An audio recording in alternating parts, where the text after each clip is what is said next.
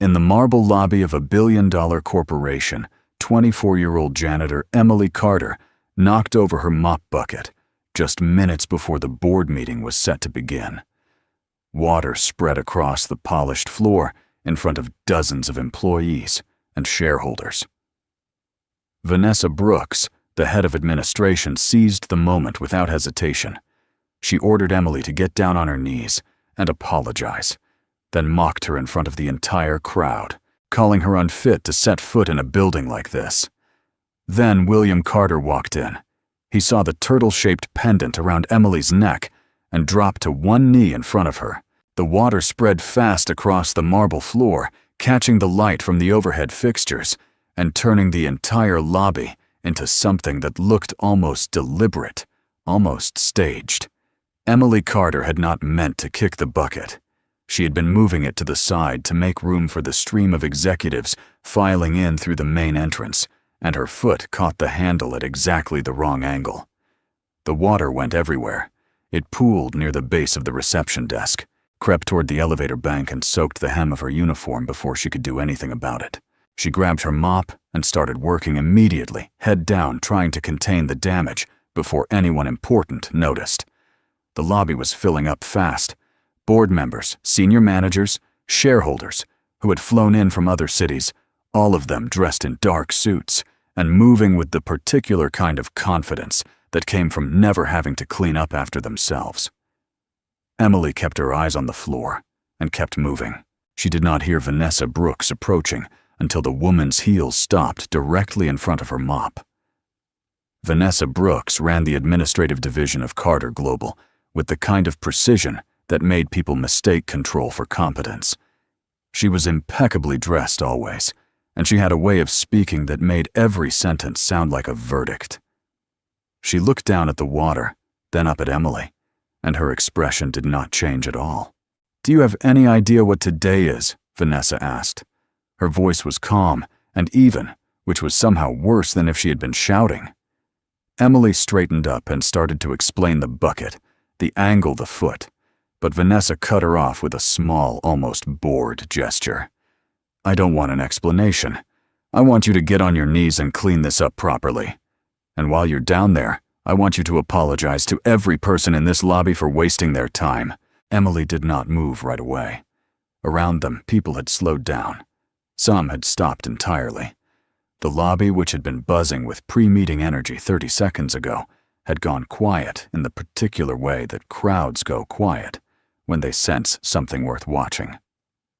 Vanessa took one step closer. "Did I stutter?" Emily lowered herself to her knees. She told herself it was practical. The mop wasn't reaching the edges anyway, and she could use the cloth from her cart to soak up the rest faster by hand. She told herself it wasn't about the other thing.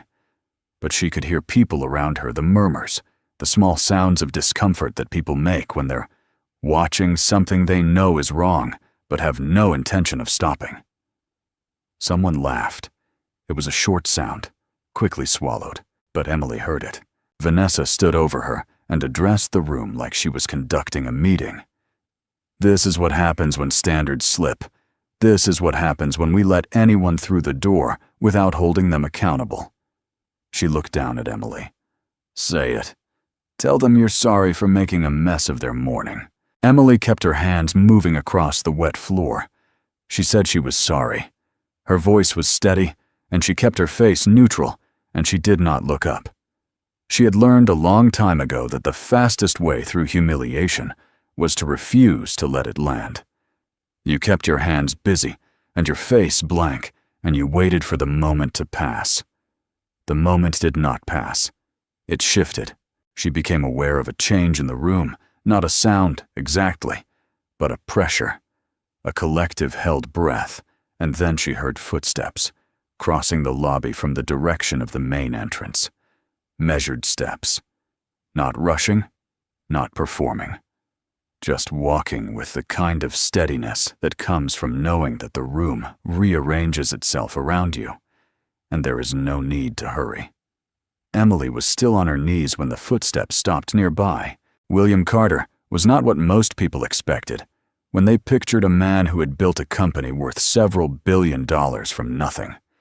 He was tall and broad-shouldered, somewhere in his mid-50s, with gray at his temples, and the kind of face that had once been conventionally handsome and had since become something more interesting. He wore a dark suit with no tie, and he carried nothing. No phone, no folder, no assistant trailing behind him. He was looking at Vanessa when he first walked over, and his expression was professional and unremarkable. Then his gaze dropped to Emily. More specifically, his gaze dropped to the pendant at Emily's throat. It was a small thing, the pendant. A turtle cast in silver that had gone slightly dark with age, hanging on a thin chain that had been repaired at least twice with different colored thread. Emily had worn it every day for as long as she could remember. Her mother had given it to her years ago, telling her only that it had belonged to someone important, someone who was gone. Emily had never pushed for more than that. There were things her mother didn't talk about, and she had learned to respect the boundaries of silence. William Carter looked at that pendant and went very still. It was not the stillness of a man who had stopped moving. It was the stillness of a man who had stopped functioning, as though every system that kept him upright and operational had been interrupted by a single image. He stood there for what felt to everyone in the lobby like a very long time, though it was probably only a few seconds, and then he did something that no one in that room would stop talking about for months afterward. He crossed to where Emily was kneeling and lowered himself to one knee in front of her. The lobby went absolutely silent. Vanessa made a sound, not quite a word, something more like the beginning of an objection that died before it could take shape. William ignored her completely. He looked at Emily directly at eye level, as though they were the only two people in the building. "Please stand up," he said. His voice was quiet, but carried easily in the silence. Emily stared at him. She had never seen William Carter up close. She had seen him in photographs on the walls and in the framed press coverage near the main elevator, but in person he was harder to read than those images suggested. There was something in his expression she couldn't name. Not pity, not performance, something older than either of those things. She stood. He stood with her. William looked at Vanessa then, and the quality of his attention changed in a way that made Vanessa take a small, involuntary step backward. He did not raise his voice. He said simply and clearly that the meeting would begin in 11 minutes and that he expected everyone in the boardroom on time. Then he turned and walked toward the elevator, and the crowd parted for him the way crowds always did. Emily watched him go. Around her, people began moving again, conversations restarting, the ordinary machinery of the morning reassembling itself. Vanessa stood a few feet away, her jaw set and her eyes fixed on Emily, with an expression that had nothing professional in it at all. Emily picked up her mop. She finished the floor. She did not look at Vanessa again. She did not know what had just happened. She did not know why the most powerful man in the building had knelt in front of her, in front of everyone, or why he had looked at her pendant like he was seeing something that had been missing for a very long time. She did not ask. She had learned that the questions that mattered most were usually the ones you had to wait the longest to understand. What she did not know, what she had no way of knowing, was that William Carter had spent the better part of 2 decades looking for a woman named Sandra, and that the turtle pendant around Emily's neck was the only thing he had ever given her. 23 years ago, William had not been a billionaire. He had been a 29-year-old with a business plan, a rented office, and a certainty about Sandra that he had never felt about anything before or since. They had not been formally together. Long circumstances had moved fast, and then collapsed faster. But before everything fell apart, he had given her that pendant. A small silver turtle, because she had once told him that turtles carried their homes with them, and she had always wanted to feel that way about somewhere. He had thought it was the most romantic thing he'd ever heard. He had been 29. What came after was a story he had reconstructed over the years, from partial information and painful inference. His family had not approved of Sandra. There had been pressure, then interference. then what appeared to be a deliberate effort to drive her away. By the time William understood what had happened, Sandra was gone. No forwarding address, no contact, nothing. He had hired people to look for years afterward. Nothing ever came back that led anywhere real. He had eventually stopped looking. He had built his company and raised a life and told himself that some losses were simply permanent. But he had never forgotten the pendant. He would have recognized it anywhere. Standing in the elevator now alone, William Carter pressed the button for the executive floor and stared at his own reflection in the polished doors. His hands were completely steady. Inside, something that had been locked for a very long time was making a sound he couldn't quite identify. He had a board meeting in 9 minutes. He had a company to run and a room full of people waiting on him, and decisions that needed to be made that would affect thousands of employees across 4 continents. He understood all of that. He went through the meeting efficiently and said everything that needed to be said and made every decision that was required of him. And the entire time in the back of his mind, one question turned over and over like a coin that wouldn't settle on either face. Who was that woman? Back on the ground floor, Vanessa Brooks returned to her office and closed the door. She sat at her desk for a few minutes, without doing anything which was unusual for her.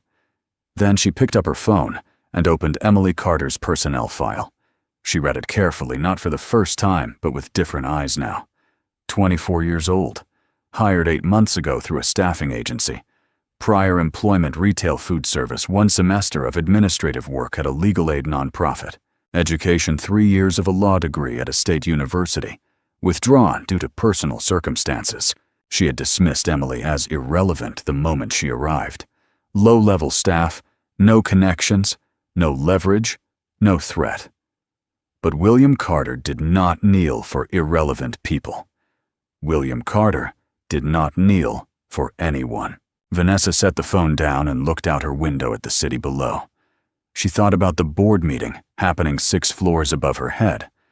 She thought about the restructuring proposal she had spent the last 4 months engineering, and the 2 board members she had spent the last 2 months carefully influencing, and the very precise arrangement of alliances she had built that depended entirely on William Carter remaining focused on expansion and not on whatever had just happened in the lobby.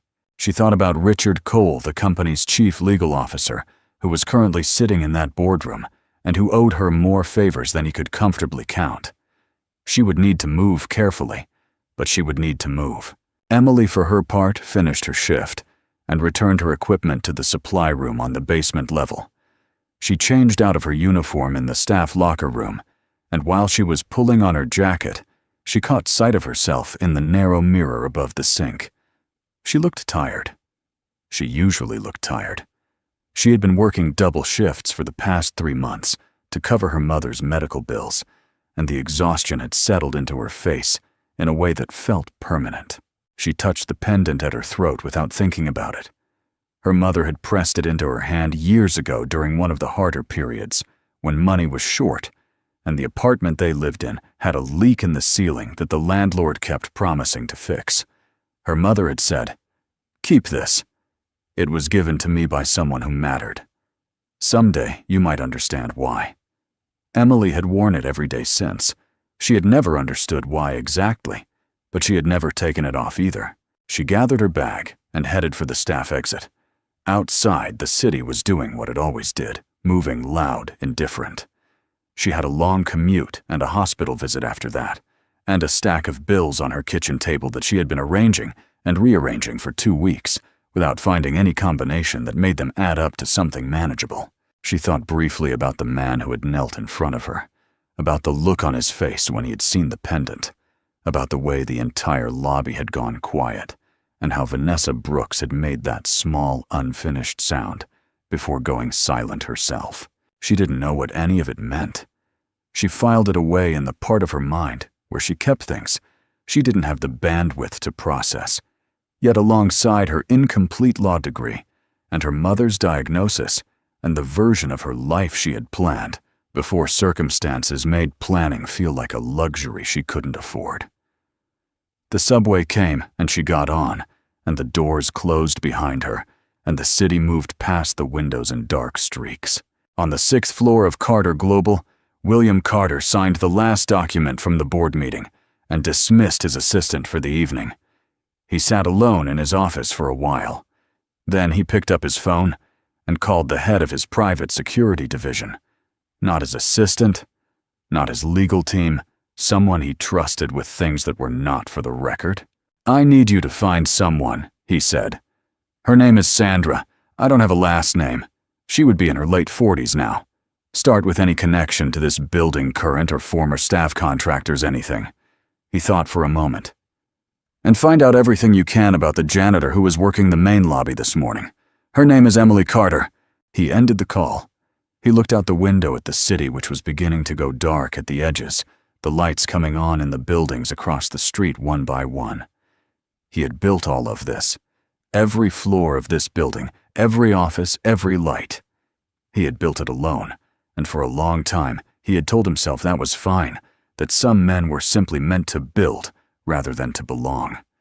He was no longer entirely sure he believed that. He reached into the inside pocket of his jacket and took out a photograph.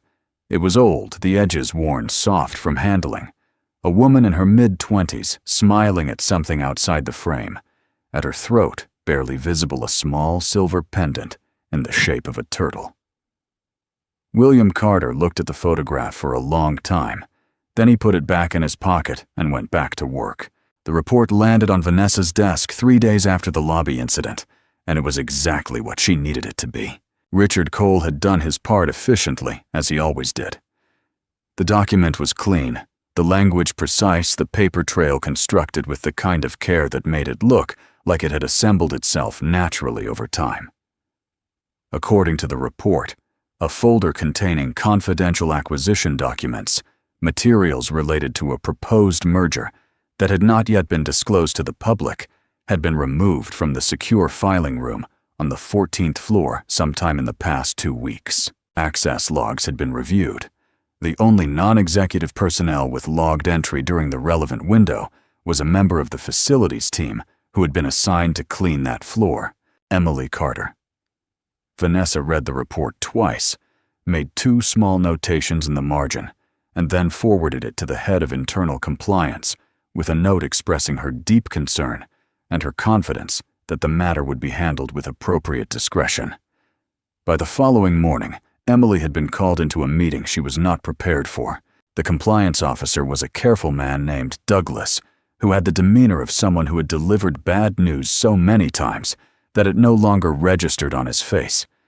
He laid the situation out in flat, even language, the missing documents, the access log, the formal accusation. Across the table from him sat Richard Cole, whose presence there was framed as a courtesy, a legal representative, ensuring that proper procedure was followed. Emily sat alone on her side of the table with no one and nothing. She listened to the entire thing without interrupting. When Douglas finished, she told him she had never entered the filing room on the 14th floor for any purpose other than routine cleaning, and that she had no knowledge of any acquisition documents or what they contained. Her voice was steady. She had the voice of someone who had practiced staying calm in rooms that were designed to unsettle her. Richard Cole slid a document across the table.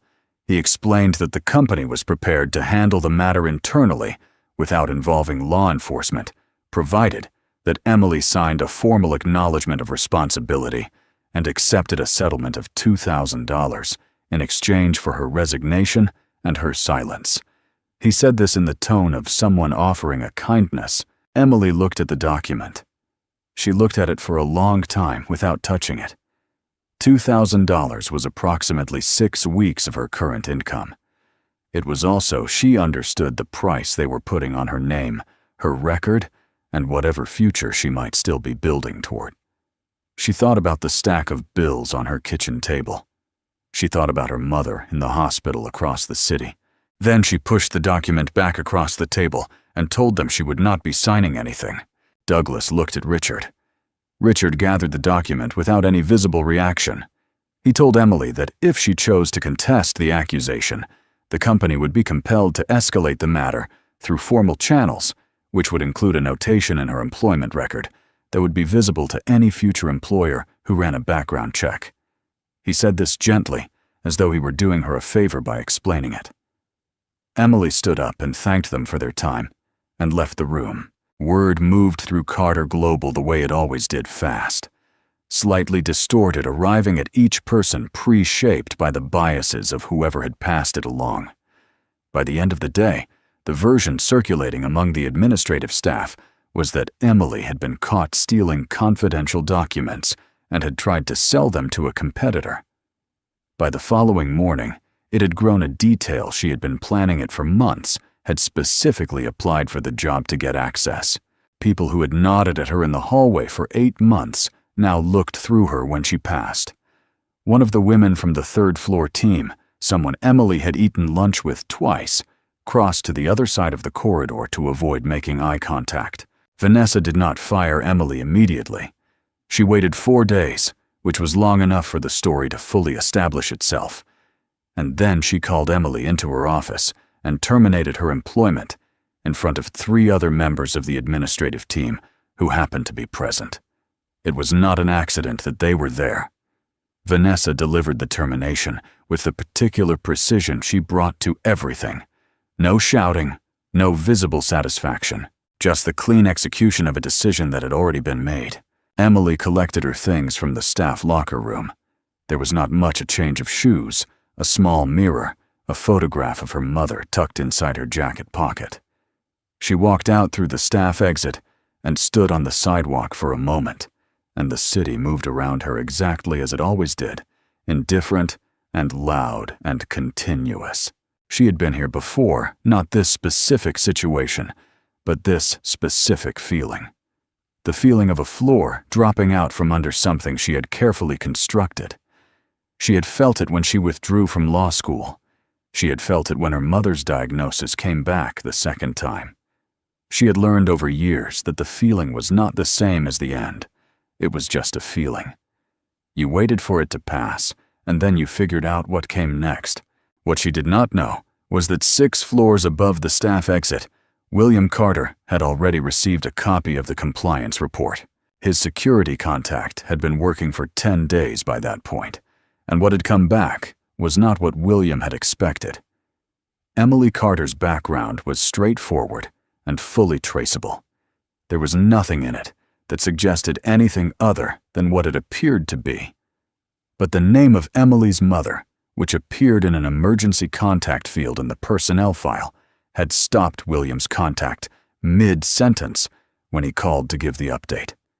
Sandra Mitchell. William had not heard that name spoken aloud in over 20 years.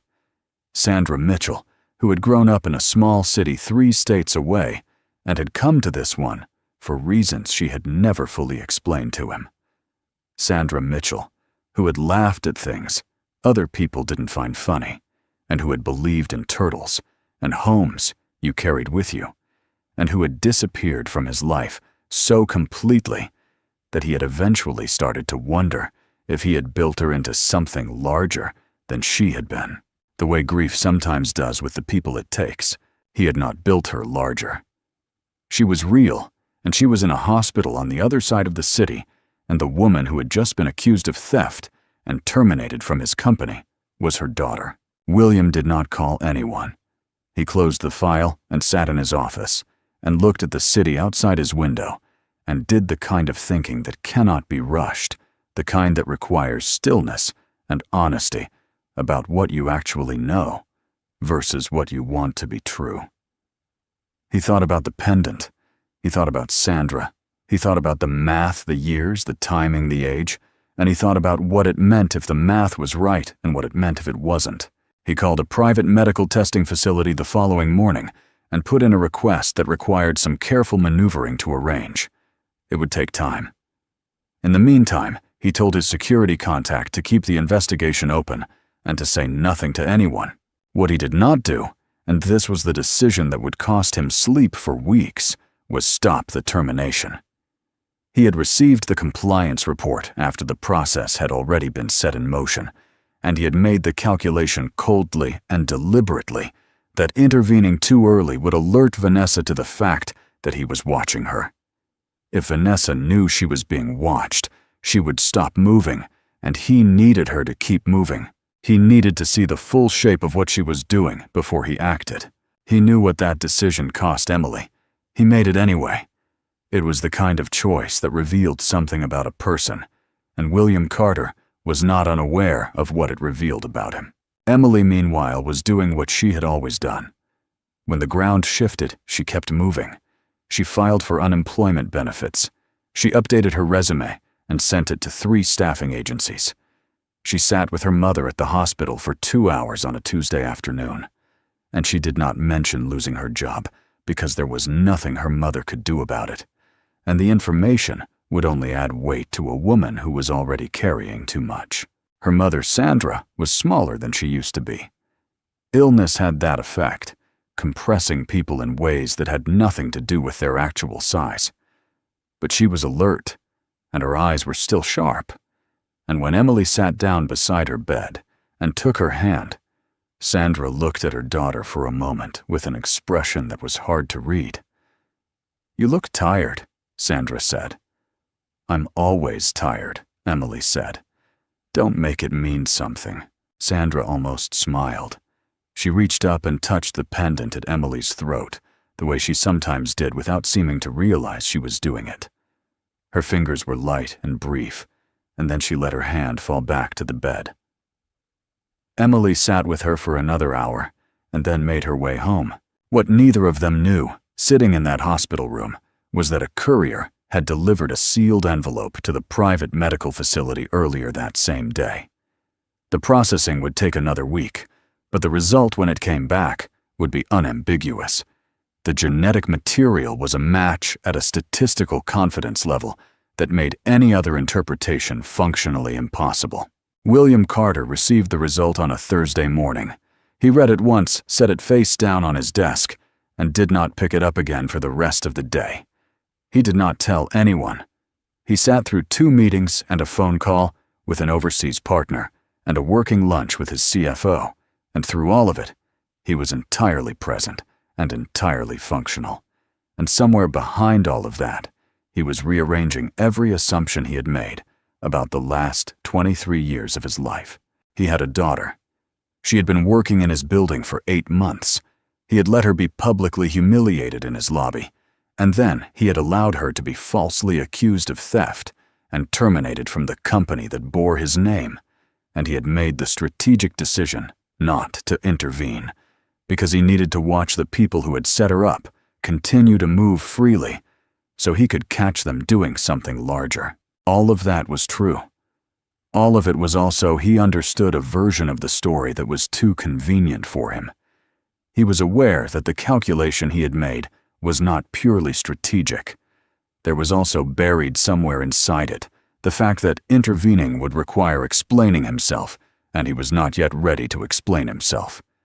Not to the board, not to Vanessa, and not to Emily, who did not know he existed in any meaningful sense, and who had every reason to distrust a man whose company had just destroyed her reputation. He kept his head down and kept watching, and Vanessa kept moving. Richard Cole had been busy in the weeks since Emily's termination, using a network of vendor relationships that had been structured carefully enough to survive a routine audit.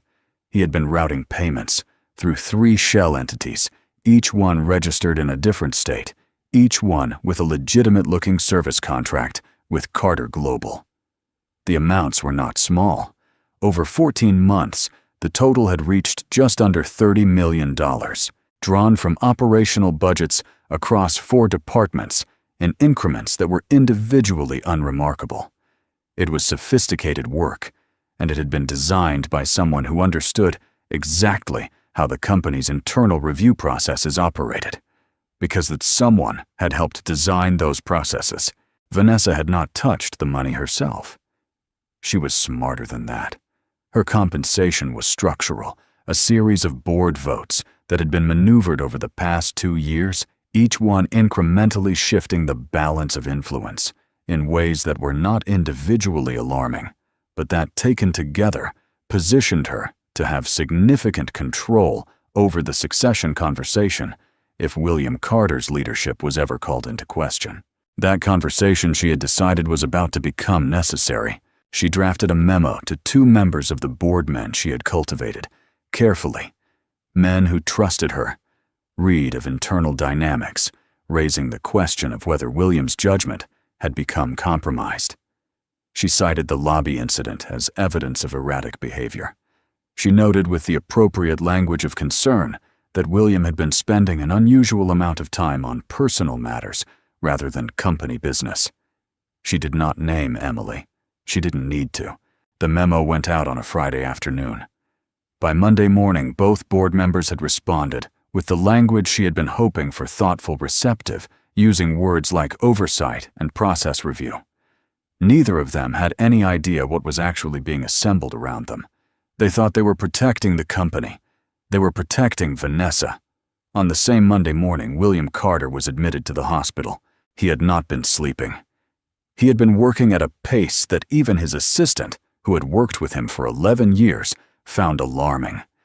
And he had been carrying the weight of what he knew about Emily, about Sandra, about Vanessa and Richard, without distributing any of it to anyone who could help him carry it.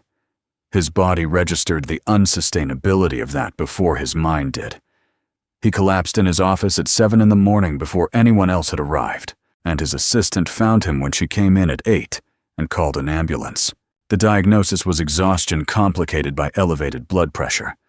The doctors used the word serious in a way that was meant to be heard. He was kept for observation and told he would not be returning to the office for at least 10 days. He was in his hospital room on the second evening when there was a knock at the door. He assumed it was a nurse. He looked up and found Emily Carter standing in the doorway holding a paper bag and wearing the expression of someone who had not entirely decided whether coming here was a good idea. She told him she had heard from someone in the facilities team who still spoke to her. She said she was not there for any particular reason, just that she had heard he was in the hospital, and it seemed wrong not to at least check. She held out the paper bag, which contained a container of soup from a diner near her neighborhood, the kind of soup that cost $4.50 and had no business being brought to a man who owned a building full of expensive catering, and said she didn't know if he was allowed to eat it. William looked at her for a long moment. She was standing in the doorway of a hospital room, having made the trip across the city to bring soup to the man whose company had accused her of theft and fired her in front of witnesses. She was still wearing the pendant. He told her to come in. She sat in the chair beside the bed, and neither of them said anything immediately, and the silence was not uncomfortable in the way that silences usually are between strangers. It had a different quality. Something recognized, though neither of them could have said what. Emily asked how he was feeling. He said better than the day before. She nodded and looked out the window at the parking structure across the street, and he looked at the pendant, and the conversation moved on to other things.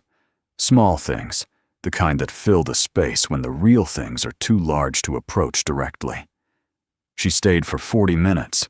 When she left, she told him she hoped he recovered quickly, and she meant it, and he could hear that she meant it. After she was gone, William Carter lay in his hospital bed and stared at the ceiling, and thought about the kind of person who brings soup to someone who has, by any reasonable accounting, done her wrong. He thought about what it would mean to tell her the truth. He thought about what it meant that he had been sitting on that truth for weeks, while she lost her job and her income and her reputation. He was running out of time.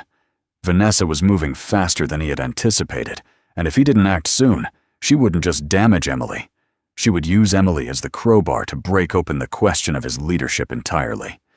He needed evidence that could survive a board-level challenge, and he needed it in a form that would be undeniable. He picked up his phone and made 2 calls. The first was to his security contact, authorizing the next phase of the investigation and requesting a full forensic audit of every vendor contract signed in the past 18 months. The second was to a data recovery specialist he had used twice before, a woman who was very good at finding things that people had worked hard to make disappear. He did not make a third call. The third call, the one he knew he needed to make, the one to Emily he was not yet ready for. He told himself he would be ready when the evidence was complete, when he had something solid enough to protect her with, before he turned her world over entirely. He was not sure he believed himself, but it was what he had, and so it was what he used. The boardroom on the executive floor of Carter Global seated 22 people comfortably and had floor-to-ceiling windows that looked out over the city in a way that was designed to remind everyone sitting in it exactly what was at stake. William Carter had called the meeting with 4 days' notice, which was unusual. The agenda he had circulated was a single-line internal audit findings and governance review. That was all. No supporting documents, no pre-read materials, no indication of what specifically would be discussed. Vanessa had spent those 4 days moving fast. She reached out to her 2 board allies again, reinforcing the narrative she had been building.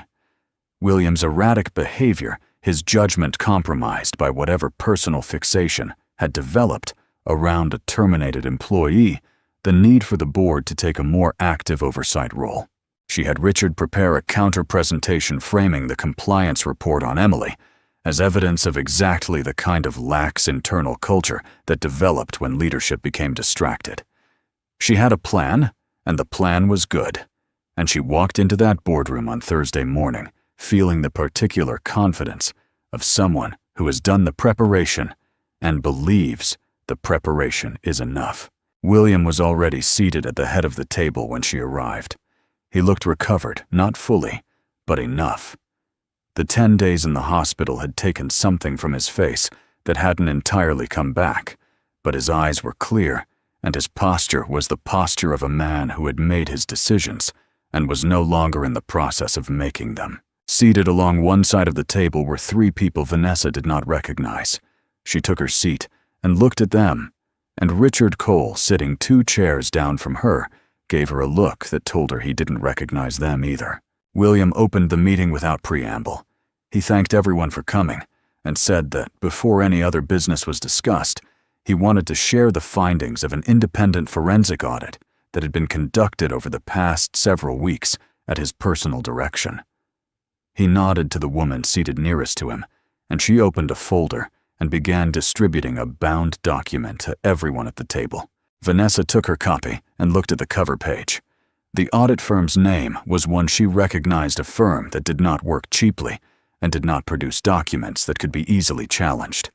She turned to the first substantive page and began reading, and the confidence she had walked in with began changing into something else. The document was thorough. Over 47 pages, it traced the movement of funds from 4 operational budgets at Carter Global through a series of vendor contracts to 3 shell companies registered in different states.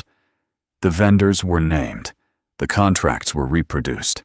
The bank account records obtained through proper legal channels were included as appendices. The total amount that had been moved over 14 months was listed on the second page in large, unambiguous type: $29,800,000. Richard Cole's name appeared on page 11 as the signatory on 6 of the key contracts.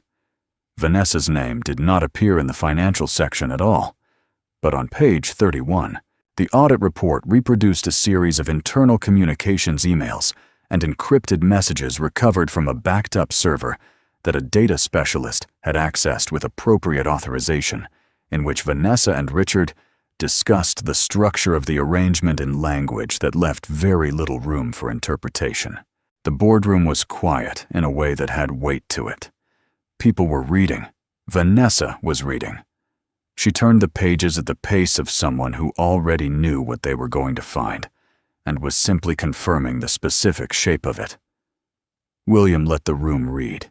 He did not speak, did not look around the table, did not perform any emotion. He sat with his hands flat on the table and waited. When he judged that enough time had passed, he spoke again. He told the board that the audit team had also reviewed the internal compliance case that had resulted in the termination of a facilities employee named Emily Carter approximately 6 weeks prior. He said that the security camera footage from the 14th floor, which had initially been reported as unavailable due to a system error, had been recovered in full by the same data specialist who had assisted with the financial investigation. The footage showed that the filing room had not been accessed by Emily Carter at any point during the relevant period. It showed instead that the access log had been manually altered. He said that the person who had altered it had used Richard Cole's administrative credentials to make the change. Richard did not say anything. He had the particular stillness of someone who has calculated in real time that there is nothing useful left to say. Vanessa set down her copy of the audit report. She looked at William across the length of the table and said in a voice that was still controlled that she wanted the opportunity to respond to these findings through proper legal channels before any action was taken. William told her she would have that opportunity and that in the meantime, 2 officers from the Financial Crimes Unit of the City Police Department were waiting in the reception area outside and would be coming in shortly. That was when Vanessa's control broke. It was not dramatic. She did not shout or stand or make any large movements. What happened was smaller than that and harder to watch. Her face, which had never in anyone's memory at Carter Global shown uncertainty, simply went blank in a way that was the opposite of composed. Richard Cole pushed his chair back from the table by a few inches, as though preparing to stand. And one of the 3 people William had brought in, a man who had said nothing until that moment, told him pleasantly that it would be better if he stayed where he was. The board members who had been receiving Vanessa's communications for the past 2 months sat very still and said nothing. They were calculating the way people in rooms like that always calculate what they had said versus what could be proven, what they had known versus what they had chosen not to question. Neither of them had taken money. Neither of them had broken any law. But they had allowed themselves to be used, and they knew it, and the knowledge was visible on their faces in the way that particular kind of shame always is. The officers came in. The formalities were handled with the efficiency of people who had done this many times. Vanessa and Richard were escorted out of the boardroom and into the elevator, and the remaining board members watched the doors close, and then the room was quiet again. William looked at the people remaining at the table. He told them that Carter Global had been structurally sound throughout this period, that the funds would be recovered through civil action, and that the board would receive a full governance review proposal within 30 days. Then he said there was one more matter he needed to address, and it was personal, and he was going to address it in this room because the people in this room had been present for or aware of the original incident, and they deserved to hear it directly from him. He told them about Sandra. Not all of it. Not the full 23 years. Not the photograph he still carried in his jacket pocket, but enough.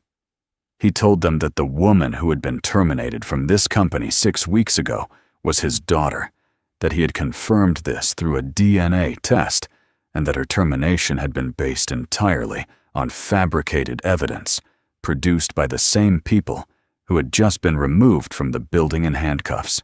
He said that Emily Carter had been publicly humiliated in this lobby, falsely accused of a serious crime, and fired from a company that bore his name, and that he had not acted to stop it as quickly as he should have, and he was aware of that. The room absorbed this. A few of the board members exchanged looks. One of them asked carefully what William intended to do going forward. William said he intended to make things right, to the extent that things could be made right, and that the specifics were between him and his daughter. He used the word daughter out loud in that room for the first time. It landed differently than he had expected it to. Emily received the call that afternoon. She was at her kitchen table working through a job application for a paralegal position at a mid-size firm downtown when her phone rang from a number she didn't recognize. The man on the other end identified himself as William Carter's assistant and said that Mr. Carter would like to meet with Emily at her earliest convenience, that the matter related to her former employment, and that he wanted her to know before the meeting that the charges against her had been fully withdrawn and her record had been cleared. Emily set the phone face down on the table when the call ended. She sat for a moment and looked at the job application on her laptop screen. Then she looked at the pendant which was resting against her collarbone, the way it always was, and she thought about the man in the hospital room who had eaten $4.50 soup without commenting on it, and had asked her with what seemed like genuine interest how she had ended up studying law. She called back and said she was available the following morning. The meeting took place in William's office, not a conference room. That was the first thing she noticed. The second thing she noticed was that there was no assistant in the room, no legal counsel, no one else at all. Just William standing near the window when she came in, looking like someone who had rehearsed what he was going to say, enough times that the rehearsal had stopped helping. He told her to sit down. She sat. He remained standing for a moment longer, and then sat across from her and put a folder on the desk between them and did not open it immediately. He told her that he owed her an explanation and an apology, and that the explanation was going to be difficult to hear, and he wanted her to know before he started that she was under no obligation to respond in any particular way. She told him to say what he needed to say. He said it. He started with Sandra, with what they had been to each other, with what his family had done to end it, with the years of looking, and then the years of stopping looking. He said that when he saw the pendant in the lobby, something had broken open in him that he hadn't known was still sealed. He told her about the personnel file about Sandra's name in the emergency contact field, about the DNA test he had arranged, while also making the calculation not to intervene in the compliance case, and he did not soften that part or explain it away. He said he had made a choice that protected his investigation at the cost of protecting her, and that he understood if she found that unforgivable. He opened the folder and slid it across the desk. The DNA report, the audit findings, the cleared employment record. Everything documented, everything verifiable, nothing she had to take on faith. Emily looked at the documents. She read them the way she read everything carefully, completely without rushing. The lobby, the compliance room, the termination, the hospital, the soup. All of it was rearranging itself in her mind into a different shape than it had held before. She was not sure yet what the new shape was or what it meant for anything going forward. She looked up from the folder and asked him one question. She asked whether Sandra knew. William said no. He had not contacted Sandra yet. He had wanted to speak to Emily first. He said that whatever happened next with Sandra, with the company, with any of it, was Emily's to decide the terms of, and he would follow her lead. Emily considered that for a long moment. Outside the window behind William, the city was doing what it always did, moving continuous, indifferent to the specific weight of what was happening in this particular room on this particular morning. She had sat in rooms like this before, rooms where someone across a desk was telling her something that was going to change the shape of her life, and she had learned that the best thing to do in those rooms was not to decide anything immediately. You listened. You let the information settle. You gave yourself time to know what you actually thought before you said it out loud. She told William that she needed time. He said, of course. She told him she wasn't saying no to anything, she was saying not yet, and there was a difference. He said he understood the difference. She stood to leave, and he stood as well, and there was a moment in the doorway where neither of them was sure what the right gesture was. Handshake. Something else. Nothing at all. And they landed on nothing, which was probably right for where they were. She took the elevator down to the lobby.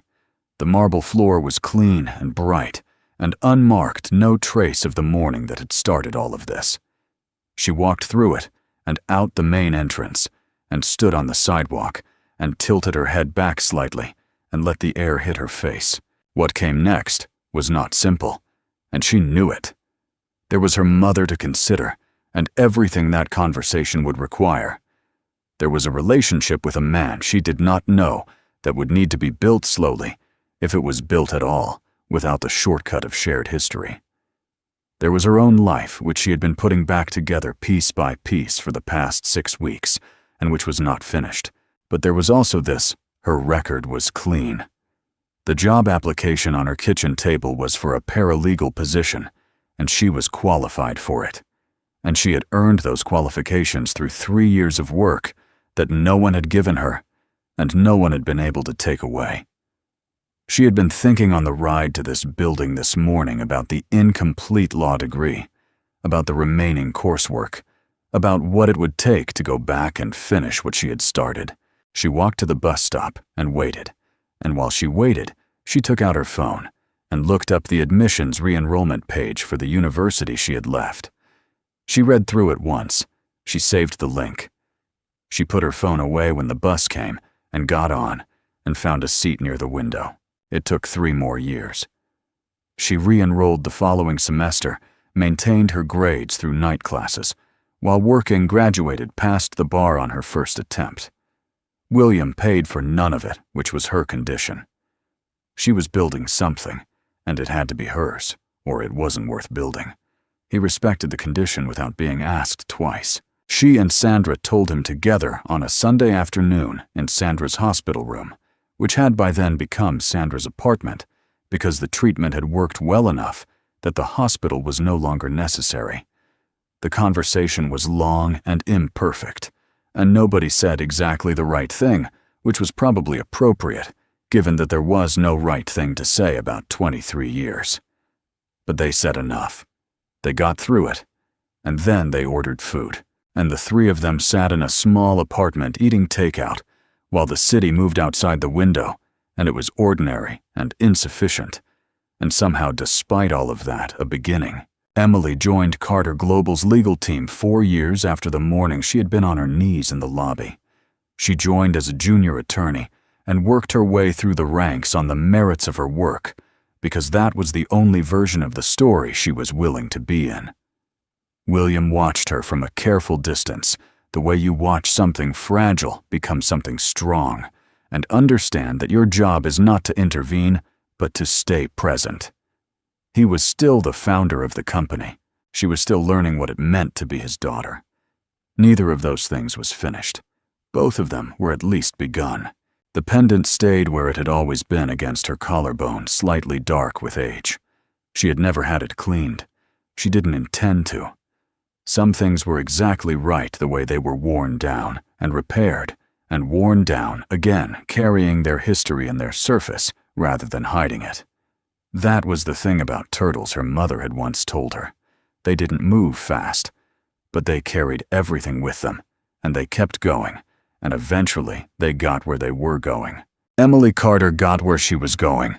It just took the route it took.